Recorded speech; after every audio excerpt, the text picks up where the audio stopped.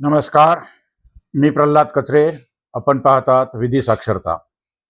आज आणखी एका नव्या विषयावरती आपण चर्चा करणार आहोत. तो आहे राज्यातील प्रकल्पग्रस्त व्यक्ती जे आहेत त्यांना भूसंपादनाचा जसा मोबदला मिळतो तसं त्यांची जितकी जमीन गेली त्याच्या बदल्यात काही जमीन देखील शासनामार्फत दिली जाते. त्यासाठी त्यांच्या भूसंपादन मोबदल्यामधून त्याच्या 50%, 55% किंवा 75% अशी रक्कम वजावट करून घेतली जाते आणि ज्या ठिकाणी जमीन पाणी मिळतं अशी शेती पाण्याखालची जमीन, ज्याला आपण कमांड एरिया असं म्हणतो, लाभ क्षेत्रातली जमीन त्यांना दिली जाते.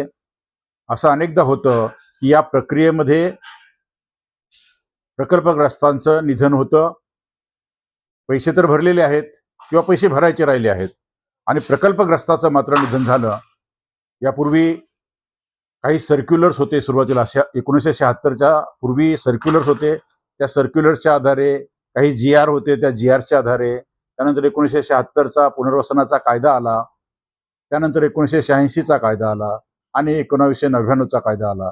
या प्रत्येक कायद्याखाली जे प्रकल्पग्रस्त निधन झालेलं आहे आणि त्यांचा मोबदला देय आहे किंवा त्यांच्या भूसंपादनाच्या मोबदल्यामधून वजावट करून रक्कम ठेवलेली आहे किंवा ठेवायची आहे.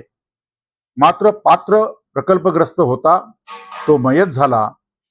मग पात्र प्रकल्पग्रस्त असल्यानंतर त्याच्या कुणाला नेमकं ती जमीन मिळणार?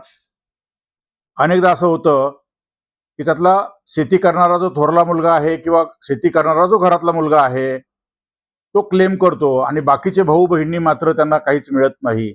असे अनेक वाद न्यायालयात गेले आणि मग न्यायालयाने जेव्हा निर्णय दिला तेव्हा प्रकल्पग्रस्त जर जमीन प्रकल्पात गेली नसती तर सर्वांना हिस्से मिळाले असते.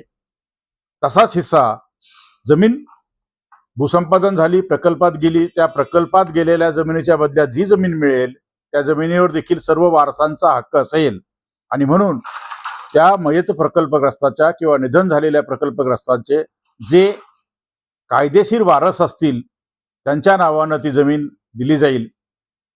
शासनाने तर असे आदेश दिलेले आहेत की जेव्हा अशी जमीन वाटप करायची आहे तेव्हा निधन झालेल्या पात्र प्रकल्पग्रस्ताचे कायदेशीर वारसांच्या नावाने जमीन दिली असं म्हणावं आणि मग जर काही वाद असतील तर त्यांनी कोर्टात जाऊन ते वादावरती निर्णय लावून घ्यावा आणि जे लिगल वारस म्हणून, कायदेशीर वारस म्हणून येतील त्यांना ती जमीन मंजूर करण्यात यावी, प्रदान करण्यात यावी, देण्यात यावी.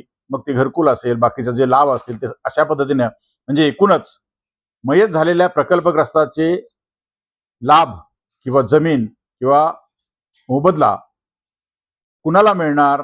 तर त्यांचे जे सर्व कायदेशीर वारस असतील त्या सर्व कायदेशीर वारसांना ते मिळेल आणि त्यासाठीची तरतूद आता याच महिन्यात राज्य शासनानं काढलेल्या शासन निर्णयाच्या द्वारे आता करण्यात आलेली आहे.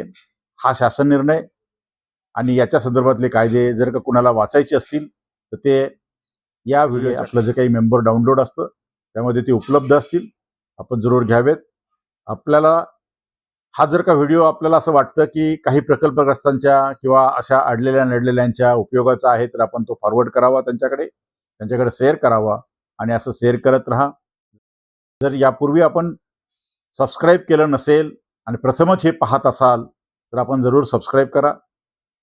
आपण आवडला असेल तर लाईक करा, म्हणजे आपल्याला या पुढचे व्हिडिओ देखील मिळत राहतील. हा विषय लहान होता त्यामुळे आपण या ठिकाणी थांबूया.